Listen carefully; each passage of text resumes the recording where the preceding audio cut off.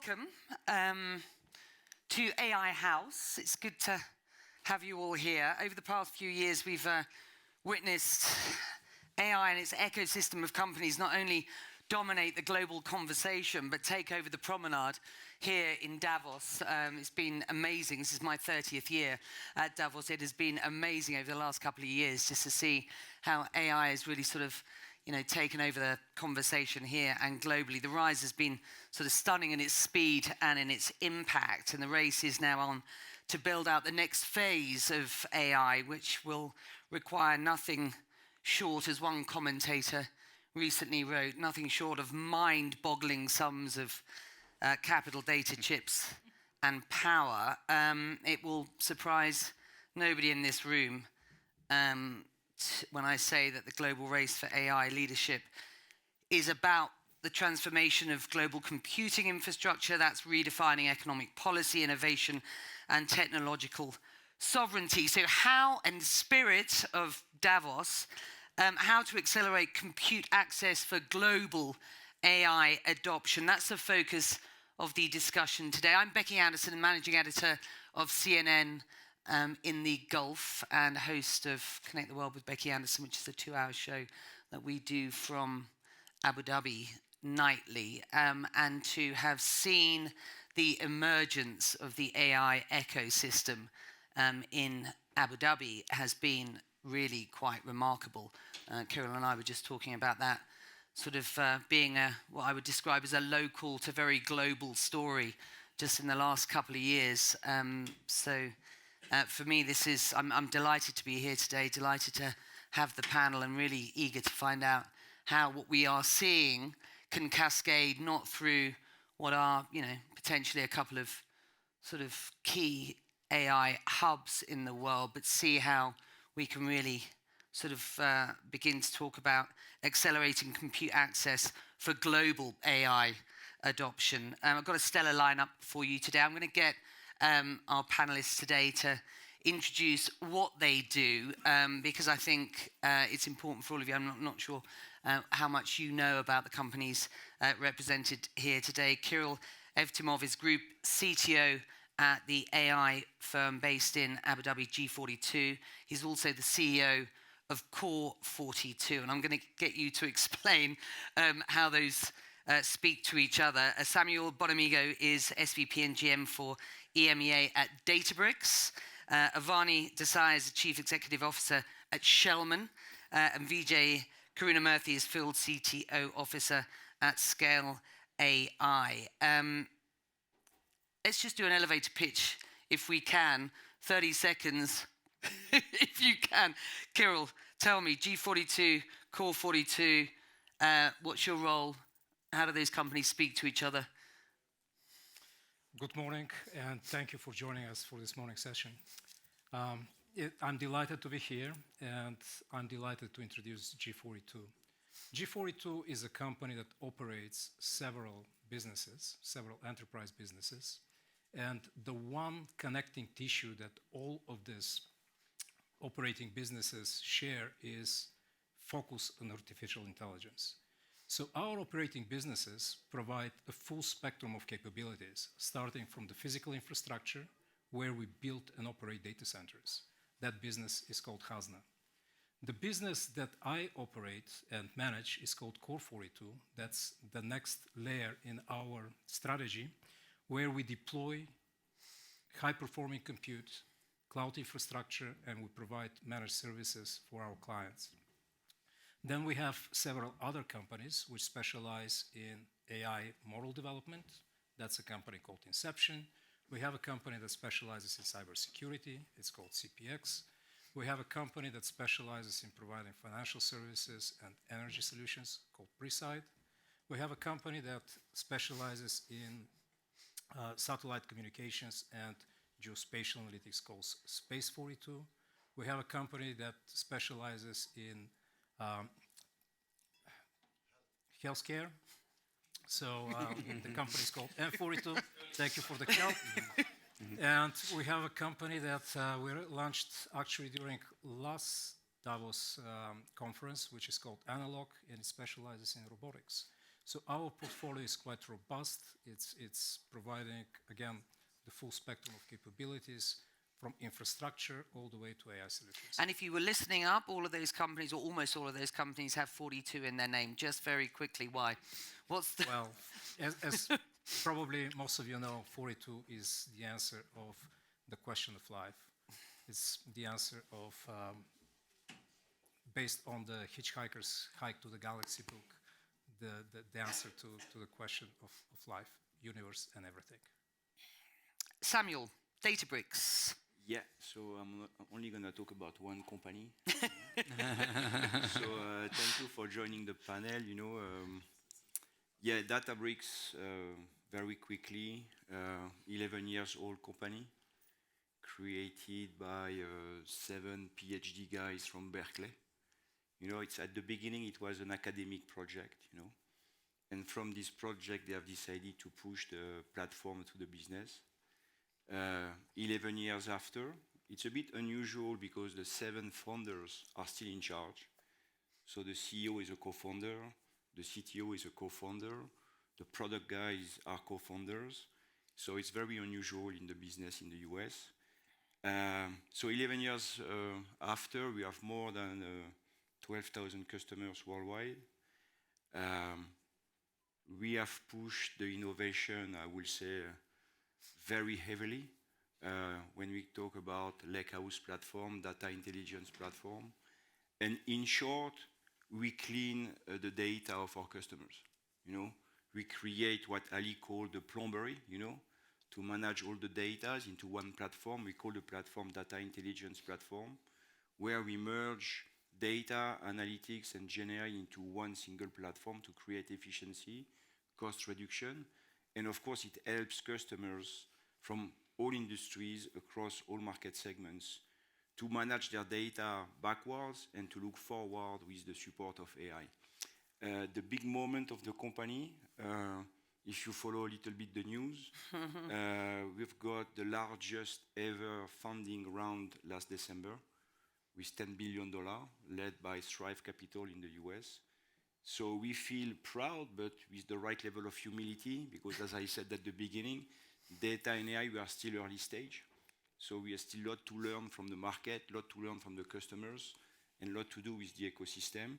And my role at Databricks, as you said at the beginning, I am the EMEA guy. They picked a French guy to run Databricks EMEA, which is also a bit unusual. And my role is to build, to scale the organization, to make sure we pick the right talent also, with the right culture, and to serve our customers professionally. You must serve the customers highly professionally. You must be getting something right, because that was quite the most phenomenal round. I think the valuation's over 60 billion now. That round. It brings the valuation up to 62 billion. Yeah. So okay, that's an interesting moment for us. Josh Kushner clearly thinks you're doing something right. So mabruk, as we would say in the Middle East, on that, sir. Yeah. Vijay Karunamurthy, Field CTO Officer at Scale AI. Yeah, I also will only talk about one company as much as I love to talk. But at Scale AI, we're really known as being the data foundry for AI. We're about an 8-year-old company started by our founder, Alexander Wang. In the early days, we tackled really important problems in self-driving and geospatial intelligence that led to some really important work we did with the US government. Today, we're about a $14 billion startup, in part because when the generative AI revolution kicked off, we did some really important work with OpenAI, Meta, a few other companies. That became known as a technique called reinforcement learning with human feedback. And today, we spend a lot of time talking about the role of sovereignty in training AI models. You mentioned sovereignty at the beginning. That can both mean data sovereignty. It can mean leveraging data that needs to be kept either secure in a private company or in a public-private partnership in different parts of the world. It also means human sovereignty of the models. And so what we see increasingly today is trying to ask a model not to just jump to an answer to a question, but actually give a more detailed thought process about how you'd answer a question for a human operator and help use human supervision of how those answers can be more accurate, more reliable, really get involved in really important mission-critical objectives, but having the right level of expert oversight over how the models are performing. Your boss was at inauguration yesterday, as yes. I understand it. Yeah. Fascinating. Hopping on a flight right now to Davos. So and we will talk a little bit about what we heard from Donald Trump yesterday with regard AI. Avani, you are Chief Executive Officer at Shellman. That's the largest niche cybersecurity assessment firm. Just give us a little 1-2 on that, as it were. Sure. Well, it's great to be here. Our firm is about 23 years old. So what we do is we allow our clients to build trust with their customers. It's nice to have two of our clients here. Our main objective is we're an independent third party that provides services. The big service that we're providing right now is ISO 42001, which is the only certification right now around responsible AI, and there is reciprocity between 42001 and the EU AI Act. That's why a lot of our US-based and EU customers are interested in ISO 42001. But our goal is to really, no one thinks that compliance is fun. They think it's a cost center. We reduce the friction because we can combine as many assessments as possible and make it frictionless. So about 600 employees. We work with about 2,000 clients, and they're the who's who of technology. So does Donald Trump's decision to repeal the AI safety order, not the latest Biden executive order on defense and energy freeing up federal space for new data centers, which is important, and I want to discuss that. But let's start with you, Avani. What do you make of what you are hearing out of the Trump administration with regard AI and responsible AI? I actually don't think it's going to make a difference for us. I mean, if you take a look at what our clients are doing, their customers are the ones that are mandating, because they're using themselves as a third party. They're the ones that are mandating, I want to make sure that you're doing the right thing with your models. I want to make sure that there's, accountability and explainability and transparency. So there are certain things that we do that get pushed from the government, like FedRAMP, which you can't have an authority to operate without having a certification. But something like this is actually getting pushed by the capital markets and the VC and just the customers. So to me, I don't think it's going to make a difference for assessment and assurance services. I think we're going to see a little bit of evolution through the next few weeks and months with the Trump administration. The only main regulation that was passed by the Republicans was Sarbanes-Oxley, right? Which was very focused. I don't think anything like that from an AI perspective is going to come out. So for us, it's status quo. We're going to continue to do what we need to do with our customers and allow them to have a certification that shows that they're responsible when they're building, deploying, or using an AI model. Kiril, what do you make of what we are hearing out of the Trump administration? Well, first of all, from now on, I'm going to speak only about one company. That company is G42. Secondly, to the question, I think it's a natural evolution. I don't think anything is changing. It's natural evolution in terms of how governments and private companies need to think about deployment of AI infrastructure and the AI ecosystem that goes with it. So from my perspective, we'll continue to work very closely with the governments around the world, with the regulators around the world, and continue to follow their leads. I don't think there will be a significant change for us. Vijay. Yeah, I think a really interesting change in the mindset of how the Trump administration is approaching this for Biden. With the repeal of the Biden AI Act, a lot of the regulations around how chief AI officers need to be hired by different agencies and how evaluation might need to be reported from model providers, those training extraction models, to the US government before they're released privately. A lot of that's now repealed. But what you do see is an early interest in finding ways to make government agencies more efficient and communicate better. So with the new DOGE, the Department of Government Efficiency order this morning, in every department there has to be 4 individuals that are hired as part of the DOGE team. One of those individuals has to be an engineer that's going to work on AI across that agency, work on interagency collaboration communication. I think you're going to see a big focus on that. How can we make government work more efficiently, leverage data faster, draw the dots quicker? That'll be a big push. Right, and there's a lot of outstanding questions about exactly how much efficiency can be found, of course. Yeah. But it's, putting some meat on the bone there is useful, at least in the first instance. Samuel, from the European perspective, from the outside looking in, what are your expectations on this new administration? First, we paid attention to this. Because, as I said at the beginning, I feel like data and AI, we are still early stage. So ethics is also at the heart of what we do. And we are going back to your point on the ecosystem, collaborating deeply with the hyperscalers. I will say Microsoft, AWS, Google also to work closely with them. And we are pushing, I will say 1, 2, or 3 specific messages. Number one, we believe in the open source model to make sure we can take advantage of the ecosystem across the different regions. Point number one. The second is about, I'm going to say, the efficiency of what we do and the governance of the platform. We have managed tons of investments to improve the governance of the data and AI inside the data intelligence platform by leveraging a solution called Unity Catalog. And it helps our customers to manage the regulation internally and the security. And finally, as I said, security is top of mind for us because we don't want to have any breach of data. And we are also doing tons of investments on that side. I think, like it or not, AI infrastructure investment, or at least the bulk of it today, is concentrated in a few tech hubs, not least the US, where Donald Trump is promising huge investments, including massive foreign capital and a hands-off sort of regulatory environment. So with that sort of in mind, and in the spirit of where we're headed in this discussion today, and I'm going to open the floor in about 20 minutes to questions, because I know many of you will have some really targeted and fantastic questions. Let's start with this sort of opening gambit. What's the biggest infrastructure challenge to your mind that needs solving in the next 3 to 5 years to ensure that AI's benefits are shared globally rather than concentrated in a few tech hubs? Kiril.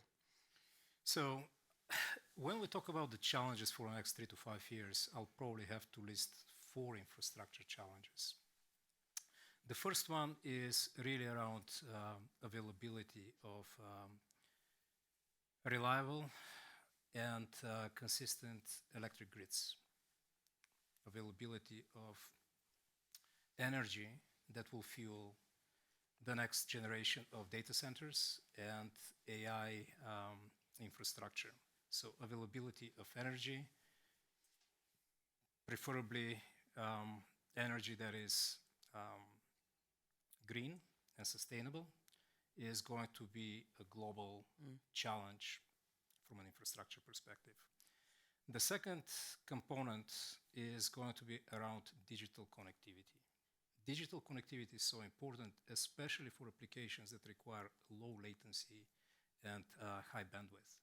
So a lot of regions around the world, unfortunately, do not have reliable and consistent internet that will facilitate the spread of intelligence around the globe. So building this connectivity is going to be critical on a global level. The third one is insufficient data center infrastructure. Again, if we think globally, how much data center infrastructure do we need to build in the next 5 years? It's really something unprecedented and what we haven't seen before. So the hyperscalers today, just to give you a data point, are spending between 15 to 20 billions a quarter in building data center infrastructure that is specifically tailored towards AI workloads and high-performing compute. This translates in a relatively small deployment capacity. We're talking about probably 2 gigawatts per hyperscaler per year. And the projections in terms of what is required is significantly above this if we are to deliver on this promise of AI in the next 5 years. So the third one is really building data center that is going to be sufficient for the AI infrastructure deployment. And lastly, obviously, we need to make sure that we have proper supply of fit-for-purpose, diverse chips that may not necessarily be graphic processing units. They may be AI accelerators, they may be the next generation of CPUs, but providing sufficient compute for the intense applications that the entire industry is building is going to be the fourth AI infrastructure challenge, in my opinion. 4 issues there then. Sustainability, digital connectivity, insufficient data centers, and proper supply of chips for or of its ilk for the compute. Samuel. First, I fully agree, because it seems to me that in the last decade, maybe we have multiplied by 100 times the compute needs, and data and AI, I'm going to say, is supporting the acceleration, maybe not helping at the moment. So it's absolutely outstanding. But from the Databricks point of view, I see two elements. Number one, it's efficiency. How could we create new models? How could we work on the efficiency to help companies to build at scale and to deploy at scale? Leveraging, of course, the different hyperscalers and the different platforms. That's point number one. And second is the democratization.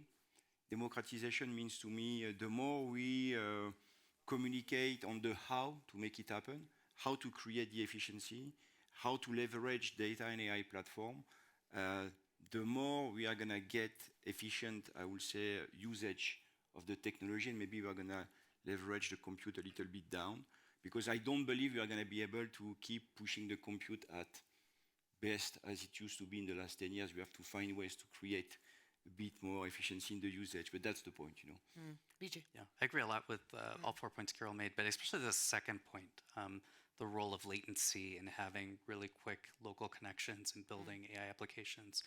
We're starting to see use cases where you are talking to an AI interviewer or you're talking to an AI support agent on your phone. Latency is the name of the game there. Your ability to have a seamless, meaningful conversation with the AI model is entirely based upon where that model is deployed, your ability to have a low latency connection. So we've seen actually a huge shift in where people think the value chain is now for AI applications more recently. I think if you looked at the build out a year ago, 2 years ago, a huge chunk of that was very large data centers needed to train the next generation of large AI models. And so the name of the game was just the arms race to have models that were more capable at larger and larger sizes. But people have started to see that actually a large chunk of the value might be taking those large models and distilling down components of them into smaller models and leveraging a lot of data that might be on citizens or private entities, doing that within a local region and having a low latency agent be able to communicate back to you. So that's changing to smaller footprint data centers you're going to see deployed throughout the region, out Asia and MENA. But the real value is being able to work with local private data and keeping that secure within that area. Also agree. I'll maybe pull on 2 points. One, definitely energy efficiency. I think chips need to become more efficient. You probably saw it's either AWS or Amazon or Microsoft is reopening 3 Mile Island in the US, so nuclear energy.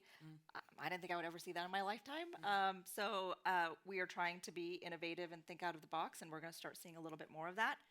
And the last point is talent. We see it over and over again. We have to make sure that we're investing. Every country has to invest from a talent perspective.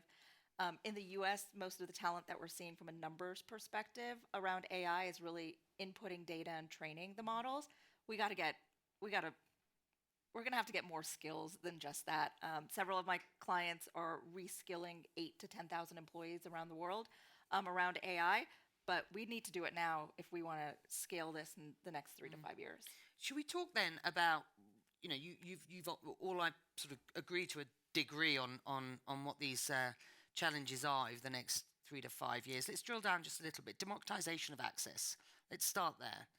Kiril, we know AI infrastructure hubs can be powerful drivers of innovation. So far, these hubs have been set up in places where there is access to capital and to tech. A recent UNDP report found that just 5%, for example, of Africa's AI talent has the compute power that it needs. Now, G42 and Microsoft have plans for $1 billion investment in Kenya, which will include at least 1 data center. Can you just give me a sense of where your thinking is and where your strategy is in widening the lens for access to global compute? For sure. What we're doing is we're building an intelligence grid. That's how we think about deploying our technology. And the intelligence grid is basically everything from the stack that I've described earlier, but in different regions, in different countries, we'll deploy just a subset of the capabilities that we have. And it's really going to depend on the needs of a particular region.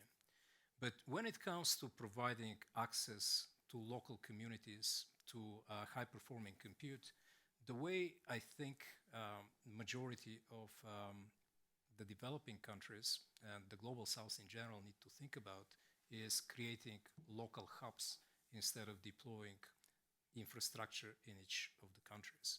And I think the local cooperation between governments is going to play a critical role in order to enable this infrastructure to be leveraged by the countries that participate in these coalitions.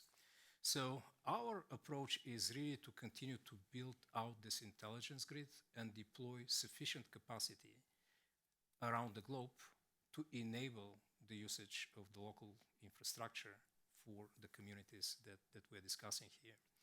And on the efficiency, both in terms of energy efficiency and consumption from the chips, again, diversity of the silicon is critical because to the point that we've made earlier, this is an extremely expensive industry that we operate today. In order for you to build AI infrastructure, you need to really invest billions and billions of dollars.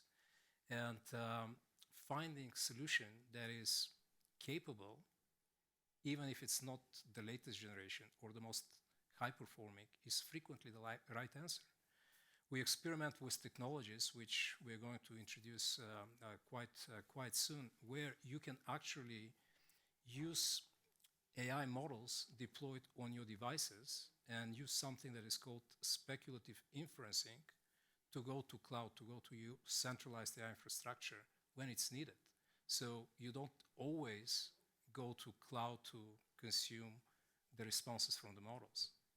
The models will shrink, the models will be deployable on your iPads, our phones, or laptops, and consume cloud infrastructure only when needed. So I hope this gives you a little bit more perspective in terms of how we think, but that's the strategy that we're employing right now. To all of you, I just wonder how you see the evolution of AI and computing power impacting industries on the ground in emerging economies, and very specifically to you, Evani, how can nations and organizations ensure robust cybersecurity while accelerating access to AI compute in underserved regions? Perhaps you want to start there. Sure. Look, I'm a big believer in, regulation can't stifle innovation, but cybersecurity is table stakes at the end of the day. And you have to think about AI as any technology. So I'm a big believer that you have to think of AI and think of it as zero trust, right? You don't want to trust anything that it's connected to. But then also, my area, compliance doesn't equal security. So you can't just say, I have this third-party report from and now I have a security. The issue, though, is there's going to need resources to make sure that your cybersecurity foundation is good. What I would tell underserved markets is build it into the process. Cybersecurity, you have to have security by design. So at the beginning, with the developers, developing what you believe is going to be the highest level of security. I mean, there's frameworks out there, but it has to be proactive instead of reactive, or you're going to be spending a lot more money when you have a breach or something related to that. But it's table stakes. It's a technology. It's the same way, if you're implementing an ERP system, you follow the same level of security and due diligence and how you want the encryption to be. I don't think it's any different. As you get more complicated, I mean, I've seen it at scale in Databricks. I think then you have to focus on, containerization and so forth. But start with the ground up and think about it from zero trust perspective. Easy. Yeah, we're learning a lot about what it really means to deploy generative AI in a secure fashion. And with Shulman and others, we've learned a lot about the basics of understanding the data layer and the governance around that layer. But even when you go beyond that to like these newer AI models, it's just really tricky to understand how these models think under the hood and how they might be hiding a pattern of behavior from you as a human being that could violate your data governance procedures.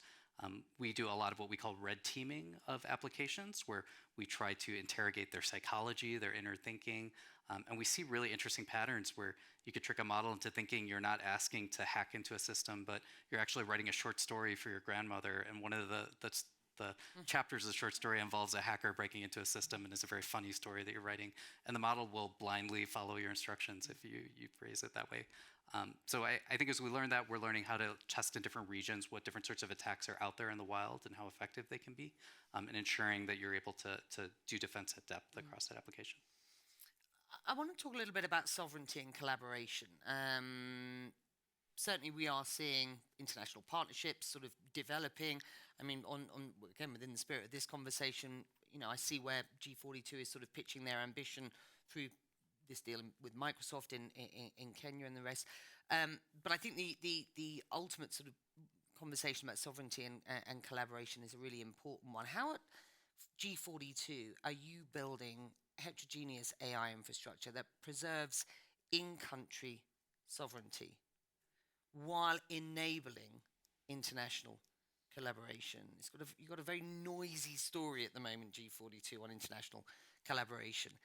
How can you make sure that the need for sovereignty doesn't hold back the growth? So when we think about sovereignty, it's really important to think about what is your sovereignty deployment framework. And the sovereignty deployment framework for us is really to embrace the hybrid cloud deployment strategy. So you have different options for deploying your workload, whether it's on private cloud infrastructure or on public cloud infrastructure. So obviously, the complexity when you enable sovereignty on the public cloud infrastructure is significantly more challenging. It's more extensive than how would you do it if it's on a private cloud deployment.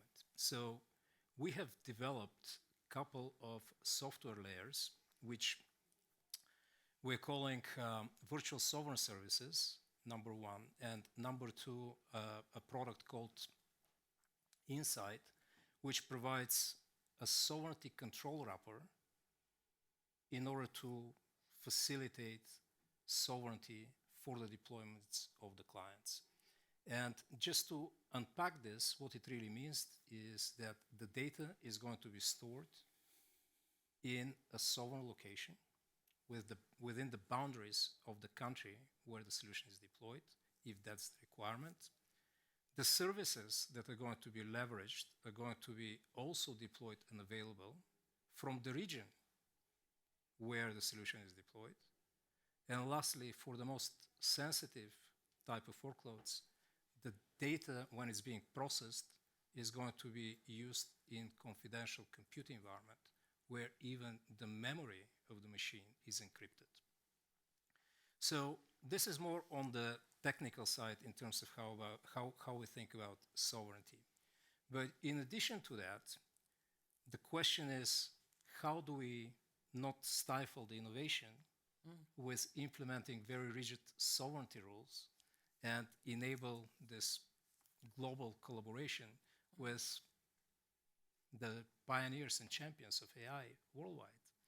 And I would say the first piece that is critical for us is developing very strong and deep partnerships. Collaborations require us to think about deep problems, not just scratching the surface or think about the economic output of the conversation. When we talk about sovereignty, we need to think about deep partnerships. And this is why the story might be a little bit noisier. We're talking with very strong partnership with Microsoft, very strong partnership with our friends from Cerebras, OpenAI, NVIDIA, AMD, Scale. So partnerships enable sovereignty at the end of the day, because you need to take the solution, for example, that was developed by a leading technology company and deploy it in a sovereign manner. How do you do it? One example is what we did with OpenAI. In the UAE, we have an instance of OpenAI with the latest models deployed in hyperscale environment, which our government agencies are comfortable using. That's an example of where partnership enabled sovereign implementation on a hyperscale platform. The second piece is doing open source development. What we did with JAYS, our bilingual large language model, is basically partner with, again, technology partners to deliver an open source model which is available for all of the practitioners to use and leverage going forward. So open source is another part of our sovereignty story. I can give you much more examples, but I No, think no, this gives you a sense of how we approach There this. there are differences in regulatory approaches to AI across the world. In Europe, I wonder if you can just, Samuel, give us some perspective from Europe. There's some pretty strict data protection requirements, and I just wonder how, as we listen to where Kiril's sort of thoughts are through the G42 perspective on sovereignty and collaboration, I'm just wondering how you see, you know, the world from the European perspective in shaping sort of the evolution of AI. Yeah, first, I agree with your points. I'll say collaboration is fundamental. You mentioned hyperscalers, that's what we do also. Governments, I would say associations also, on how to leverage the technology at best. You mentioned also being local, and that's also what we do. You know, we try to add the Databricks technology the closest as possible to our customers with hyperscalers. And that's why we are opening new data centers or new availability of Databricks on data centers locally. And I would add a third point that we haven't discussed so far. You touched the point, is what I call the knowledge. We are still at early stage when it comes to data and AI. And you see here, we are at Davos, I see AI almost everywhere. But we talk deeply with people, we still need to train, enable, explain. And the ecosystem, back to your point to the collaboration, the ecosystem is top of mind. By ecosystem, I mean the GSIs on how to make it happen, working closely with the large customer of us on how to scale the knowledge, and in different countries because the maturity is not the same. So for example, at Databricks, I'll give you an example, we have tons of activities in India, where we have tons of engineers over there, and we have decided to focus on what I'm going to call the training by adding specific programs to train the people over there, to elevate the knowledge over there, to create higher efficiency. And that's what we are doing on a regular basis, you know, to work closely on your different points. Vijay, what's your view on partnerships in unlocking AI's full potential? And do you think the sort of level of collaboration that seems to be needed is achievable at this point, given the, you know, kind of umbrella concerns of national security, which we hear so much more about these days? You know, how do you see the kind of, you know, the issues locking together? Yeah, there are two different types of partnerships, I think, that are starting to emerge and take shape that are really important. One is, as Kiril mentioned, you know, we have, as an investor, NVIDIA, we have partnerships with Intel, with other compute providers. Ultimately, this technology only works if you have all three pillars working correctly, the compute, the algorithms, and the data. And so those partnerships are naturally emerging to bring the pieces of the puzzle together to build and train models that can work against private data with the right data governance procedures. So that's very important to harness that as you're thinking about deployment in region. It's not just working at the hyperscaler, not just working at the GSI, but getting all the pieces together to make that work. The second type of partnership I think that's really valuable is the public-private partnerships you're starting to see emerge. So governments around the world, they know that AI is going to be one of the most transformative technologies to how governments operate and work. It's going to change how you talk to your citizens. It's going to change how you create a business-friendly environment for your citizens in your country. And the point that Avani made about upskilling is incredibly important everywhere around the world. There might be language barriers, there might be local barriers to people leveraging this technology in exactly the same way, but it's incredibly important to have models that, like Jace, that can speak Arabic really well, that local citizens can use, that can ask questions about policies that are written in Arabic or legal documents written. Being able to do that and harness the power of your citizens is going to be incredibly important. Ronnie? Yeah, I agree. You know, from a framework perspective, also public-private partnership and partnership with regulators. In 25 years, AI might be the first technology where framework is not lagging. I mean, think about cloud. We still don't have frameworks that truly put in the controls related to cloud. And I don't know if it's ever going to come. But what I do think is going to happen is these standardizations need to evolve. The EU AI Act, you know, it took 6 more months because of generative AI, but none of these frameworks are talking about agentics AI, and everybody here at Davos is talking about agentics AI. We just need to make sure that the regulators are not in a silo. We're going to need everyone on this panel, plus the governments, to say, one, I don't want to stifle innovation. We can't put too much regulation that it's going to stifle innovation. But we have to make sure that it's safe and responsible. And us as the auditor, we need to make sure that we can actually test it and provide you a level of assurance. As we have this discussion, you talk about, where the regulator is as opposed to the conversations that are being had here at Davos. The UN has, of course, proclaimed 2025 the International Year of Quantum Science and Technology. A WEF report just released, I think today or yesterday, describes the quantum economy as presenting an unprecedented opportunity to reshape industries and redefine economic landscapes globally. So to each of you, very briefly, before I open the floor to the audience, will quantum computing revolutionize AI in 2025, as if you didn't have enough to think about? And if so, what are the risks and mitigation strategies to your mind, Kiril? So I think if the question is specific to 2025, I don't think quantum will necessitate us to rethink our strategy in 2025, but it's a very disruptive technology that we need to think through long term.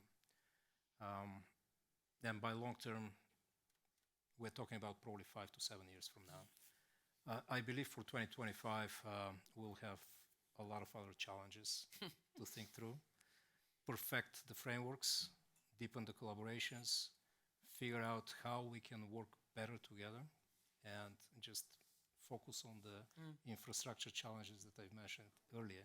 And I spoke only about the infrastructure challenges. I haven't spoken about policy, process, framework, talent, as my colleagues here very eloquently described, is absolutely an area of focus worldwide. And I think this is probably the highest priority challenges that we need to overcome together. Samuel? Yeah, I would agree. I would say 2025, we can call it short term. Top priority for me, for us, is what I'm going to call the knowledge again, talent, upskilling the ecosystem, including the citizens in different countries or regions of the world, because the technology is going to progress, because innovation is at the heart of most of what we do here in the room. But it's important to enable the people around us. I like the Better Together story on how to make it happen. And it cannot be led by a specific company. It's collaboration at all the levels. I like also the public-private collaboration, because I believe we won't be able to train at scale without this partnership and collaboration. So that's really top of mind for me, for us here in Europe, and I know for the company worldwide, definitely. Yeah, there have been some exciting announcements recently around quantum, especially Google made a major announcement about quantum error correction. But in spite of that, I don't think from an economic perspective it's going to be using quantum this year. Instead, it's going to be using AI to train and learn more about deep technologies, whether that's quantum, material science, nuclear. All of those fields are going to be transformed by these models getting more and more sophisticated. So from an economic perspective, what's interesting right now is powering people with PhD student backgrounds, people with deep knowledge of these expertise areas, to help train models to get more sophisticated, more accurate in how they can develop new materials or look at new compounds for biosciences. We do that around the world with folks with that background every day. And I think you're going to see individual countries start to emphasize that human capital that they have to make that possible. From a framework perspective, we're definitely not ready. I spend a lot of time in DC talking to lobbyists, and everyone has a different definition of what quantum is, and none of them are right. So definitely not ready. I do think in the next 5 years we will definitely get there, and I do think it's going to be a transformative technology, but definitely not 2020. Well, let's leave it to the UN for their public awareness campaign then this year. It remains to be seen whether they've worked out what they mean by quantum computing and quantum science and technology. That will be an interesting one. Look, we've got 10 minutes left. I know that you check the fact that we haven't talked about public policy, enough about innovation, enough about infrastructure, about the nexus between data centers and energy, which is absolutely fascinating and speaks to the innovation story going forward as well. But I do want to open it up to the audience. I'm sure some of those questions may come. Questions? Questions? There must be some questions. Yes, sir. Yes. hey, how will export restrictions on AI hardware like affect and impact your planning on data centers and AI ecosystem in general? Kiril. So export restrictions exist today, and nevertheless we operate and we bring capacity where our clients are. So the way we approach this is by following the regulations and trying to stay as compliant as possible and preparing for what's coming next. So I'll just give you an example. What we have implemented over the last 18 months and what enabled us to deploy regulated technology in the UAE is something called regulated technology environment. So it's a combination of process, it's a combination of technology, and it's a combination of policies that we bring together in order to gain the trust of our counterparties that will be leveraging this infrastructure responsibly. And that's what enabled us to do it. And we'll continue to follow the same pattern as we develop our global expansion plans. Vijay. Yeah, Kiril brought up something interesting earlier, which is confidential computing. I think you're going to hear a lot about that this year over the course of the next year. It's the ability to verify the workloads that you're running at a particular data center, the operating system, the hardware level. So that's going to be really important as you think about workloads that migrate to being deployed in region to leverage a lot of the private data that's there. You're going to see a huge push forward to state transparently and publicly what models were run, how are those models trained, and that the fact that the models weren't tampered with in the course of that work. Anybody else? Question.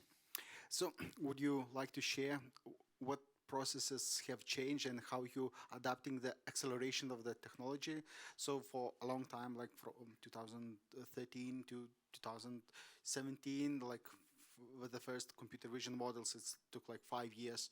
For the language models, it's like took 3 years now. Vision language models, it's within 1 year the progress is adapting. The agents maybe it will be running in half a year. So what tips and tricks and the adaptations will happening in your organization to keep up the pace of the what is the required by the customers, the governments, which needs and wants the newest thing which is appearing in the technology. Tips and trips. I love that. Kiril. Tips and tricks. Pandora's box, if you will. Can I pass this to Sam? Yes. Look, I try to do my best. No, look, if I understand you well, look, first, if I stay on the Databricks side, you know, we have to keep the deep tech DNA because it's a technology environment and it needs to work. You know, so it's important to talk the right language when it comes to the how to make it happen. But if I see where we are today and where potentially we could go is go much more into industry specifics, to speak the language of the customers, and to keep having much collaboration between IT and the business to bring much more value into their companies. And that's what we do much more since the last few years now. And from my point of view, it's going to help, going back to my point, to democratize a little bit the way we can leverage data and AI and Gen AI. And it requires tons of work because, again, we are early stage. And I like also to add that the fact we are leveraging open source, back to what you said before, it helps also improving the collaboration, cross-market, cross-industries, cross-knowledge. And it reduces a little bit the lock-in potentially, and it's key. It's a key part, key element of the strategy on our side, definitely. Sure. I like to look at history. I mean, if you take a look at history and you look at transform change, right? I mean, we've had the printing press, we've had electricity, we've had the internet. AI, though, I think people are having a longer gap to adapt just because technology is really outpacing the human, right? So I really think yes, you have to have the right processes in place, you have to have the right technology, but we have to start upskilling last year, right, or 2 years ago. And I don't think any of our organizations are going to be able to close that gap as quickly as possible if we don't have enough people. And you know what I worry about? Fertility rates are going down. Immigration policies are tightening. I mean, in the US, there's more people retiring than there are being born, right?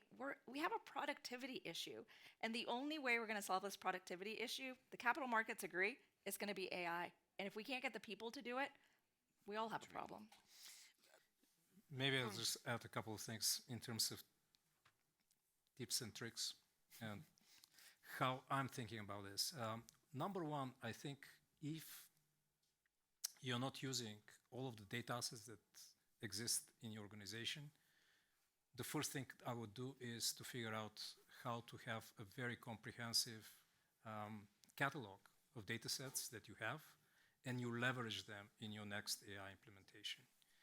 The second approach I would take is to find the most viable AI use cases that will deliver the highest value, and start with those use cases, because they build trust, they build confidence, and they build success in terms of how you deploy technology, but more importantly, how you work with your clients.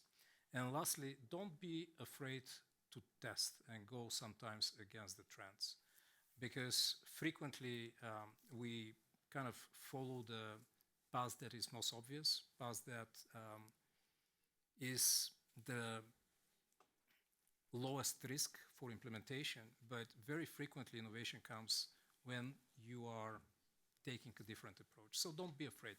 Those are probably the three things that I would suggest just thinking about. I meant to bring this up with you earlier on. Alternatives or complementary technologies, I'm thinking going beyond GPUs and other critical hardware that we now know, that can make AI more accessible, and tips and tricks. Yeah. Actually, a really important part of accessibility we're seeing right now with governments is just being able to talk to citizens about regulations using AI to do that work a lot better. So we have a great demo on our website where you can look at building permit regulations. And those regulations vary not just from country to country, but city to city, even within a given country. You know, the size of a hallway might need to be different. You might need to have fire doors at different areas. Today, it can take months for a new business to understand like what it takes to build in a given city. So you can use AI to rethink that. Upload all your blueprints, upload your supporting documentation. Maybe within 5 minutes, 10 minutes, you have a building permit provisionally approved. I think you're going to see a lot of that going forward. It's just speeding things up that used to take months, and using all the supporting documentation in a real-time interaction. Questions? Yes. Timo, yeah.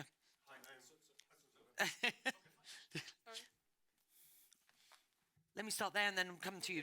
Take both of the questions because we've got a minute and a half. Yeah. So the country most advanced in AI adoption is China. Is China a benchmark? Secondly, in terms of energy, the average energy consumption of a hyperscaler is at the same level as the energy consumption of an entire country that is charred. Yeah. So, yeah. What do you do? Drill. That's the last thing.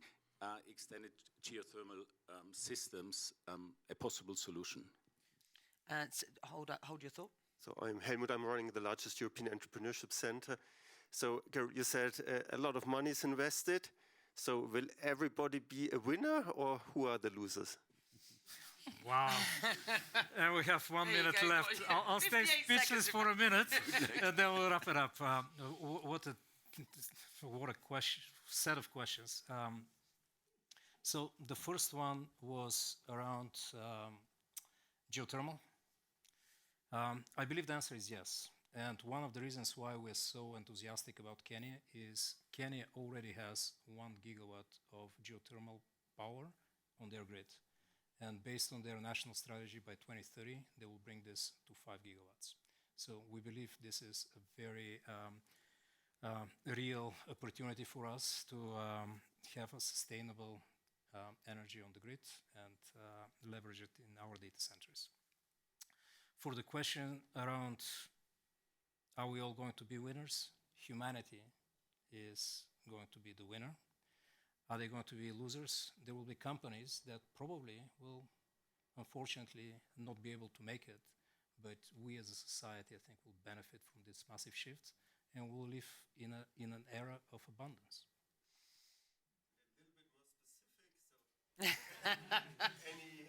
So I'll just give you a few examples, right? If you think about the level of productivity that we'll be able to achieve through robotics, the robotics advancements are just increasing exponentially. And I believe in the very near future, we'll see a significantly improved productivity because of better adoption of robotics, which will lead to significantly more and cheaper output, which will be consumed by the humanity. Obviously, there's a societal impact, but that's a different conversation altogether. He swerved your loser's name check. So I could give it another go, but I won't because we've run out of time.